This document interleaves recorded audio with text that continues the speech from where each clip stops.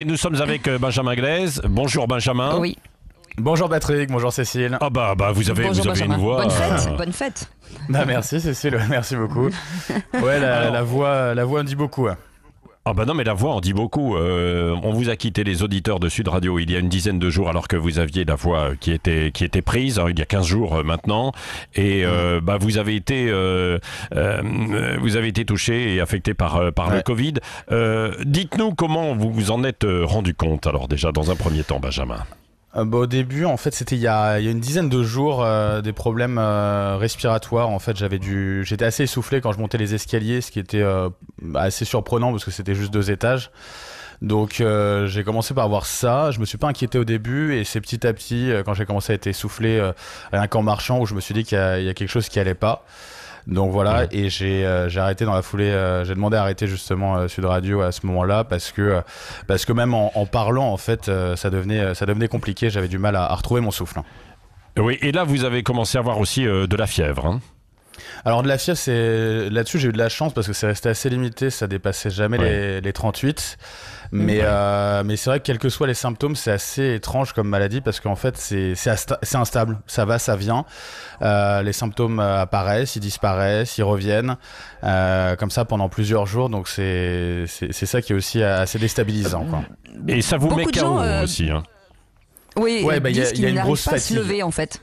Ah bah moi ça a été ça sur les derniers jours là où ça a été compliqué, du mal à se lever, et puis quand je me levais en fait j'en venais à faire des siestes toutes les 3 heures parce que j'arrivais pas sinon à tenir, quoi. Oui, c'est ça. Donc, et est-ce que vous avez eu on parle beaucoup de courbatures, de douleurs quand il y vous les avez eu ces symptômes ou pas?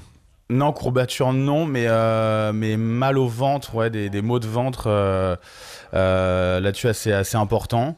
Mais sur les courbatures, non, globalement ça allait. Que ce soit courbature ou fièvre, j'ai été assez épargné là-dessus, quoi, concrètement. Oui, et des syndromes respiratoires également. Vous en avez parlé lors du début des premiers symptômes et par la suite également.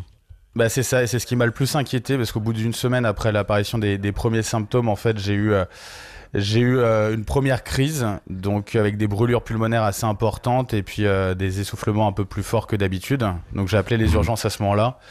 Les urgences de mon secteur parce que c'était moins urgent que, en tout cas j'étais pas directement menacé de mort, j'étais pas, donc je suis passé plutôt par le 15, par les urgences de mon secteur, et là pour le coup on m'a donné un exercice à faire de respiration. Je le donne pour nos auditeurs si malheureusement ils sont infectés aussi et qui sont concernés. En fait, faut prendre une grande respiration, couper son souffle et compter à voix haute jusqu'à 20. Et jusqu'à 20, on m'avait dit 10, mais 20, oui.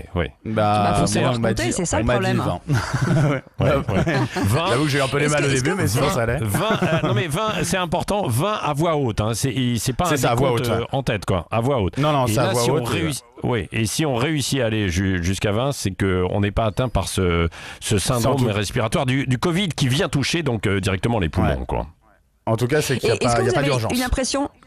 Est-ce que vous avez l'impression d'être bien suivi justement parce que vous habitez seul? Beaucoup de gens aujourd'hui habitent seuls. Est-ce que des gens vous rappellent? Comment ça se passe? J'ai commencé en fait quand j'ai arrêté Sud Radio, donc c'était lundi ou mardi dernier. J'ai eu mon médecin traitant tout d'abord qui en fait a été de très bon conseil et qui m'a pas mal aiguillé. Et puis après quand j'ai eu les urgences, il y a de l'attente, quoi, mais on est très bien aiguillé ensuite, quoi, et très bien conseillé. Et d'ailleurs la preuve c'est que samedi quand ça s'est à nouveau aggravé, les problèmes respiratoires, que j'en venais à ne plus pouvoir manger parce que sinon j'étais trop essoufflé, à ce moment-là j'ai rappelé les urgences parce que j'avais fait l'exercice et effectivement j'arrivais pas jusqu'à 20, j'en étais loin, quoi. Donc c'est là où ça a été important, et donc il m'a envoyé un médecin à ce moment-là samedi dernier sur cette nouvelle rechute et qui m'a très bien soigné, quoi. Oui, et qu'est-ce que vous disent Jérôme. Et qu'est-ce que vous disent aujourd'hui les médecins? Alors, c'est-à-dire que vous êtes guéri ou pas? En fait, en gros, il y a beaucoup d'incertitudes. En fait, là, je suis sous traitement pour le moment, donc jusqu'à encore après-demain. Donc voilà, donc les symptômes sont tous en train de partir. C'est-à-dire qu'est-ce que alors je vais vous dire, parce que je suis très mauvais pour retenir les noms, mais c'est de l'azithromycine, c'est ce qui va avec la chloroquine. Donc moi, j'ai pas la chloroquine, mais j'ai l'autre médicament, notamment que conseille le docteur Raoult en association avec la chloroquine. Moi, j'ai pas la chloroquine, du coup, parce qu'il y en a pas. Et pour le coup, j'ai vu la différence. Là, en 2 jours, j'ai retrouvé de l'énergie, les symptômes disparaissent petit à petit. Il y a encore un tout petit peu d'essoufflement, mais c'est en train de partir. Et puis un peu de fatigue encore, mais ça va partir aussi avec du repos, quoi. Oui. Et est-ce que là, il faut que vous soyez toujours en confinement? Vous pouvez de nouveau contaminer ou pas? Alors moi je me suis mis de toute façon en confinement total à partir du moment où on m'a dit, alors j'ai pas été testé, hein, c'est mon médecin traitant qui me l'a dit à distance, puis les médecins ensuite que j'ai eu, soit les urgences, soit le médecin qui est venu m'ausculter, mais directement je me suis mis en confinement total. Et là en fait ce qu'on me dit, c'est qu'a priori les symptômes devraient être totalement partis d'ici 2-3 jours là, et qu'il fallait compter encore au minimum 1 semaine de confinement total avant de penser éventuellement ressortir. Voilà. Oui. Est-ce que vous avez retrouvé le goût? Non, alors ça c'est un truc qui reste encore, c'est que non, le goût j'ai pas encore retrouvé, donc je me force à manger parce que ça coupe aussi l'appétit aussi, c'est ça le truc. Mais vu les chemises de Benjamin, il a jamais eu de goût, donc c'est pas très grave, hein, c'est pas. Mais ça c'est sympa. Un petit peu merci en tout cas. C'est bien. Merci. Je voudrais dire juste 2 choses pour rajouter juste 2 choses pour. Merci. Rajouter 2 choses pour nos auditeurs. N'hésitez pas. Hein, alors les urgences sont saturées au téléphone, mais n'hésitez pas si vous avez des difficultés respiratoires qui s'aggravent, vous appelez, si ce n'est les urgences, le 15, vous appelez les urgences de votre secteur, c'est capital.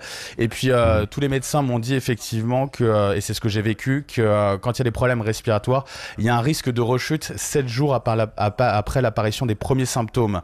Donc à ce moment-là, il faut être très vigilant. Voilà, à J+7, il faut être très vigilant à ce moment-là.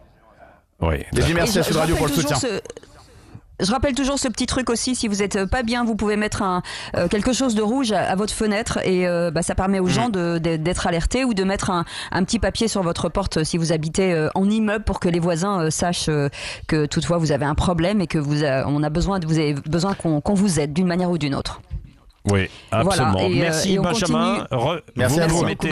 Vous vous remettez bien, tranquillement, on continue de prendre de vos nouvelles, et vous reviendrez très vite avec nous. Vous reviendrez, attention, avec plaisir. Évidemment, vous reviendrez à distance, hein, parce que nous sommes tous à distance les uns des autres.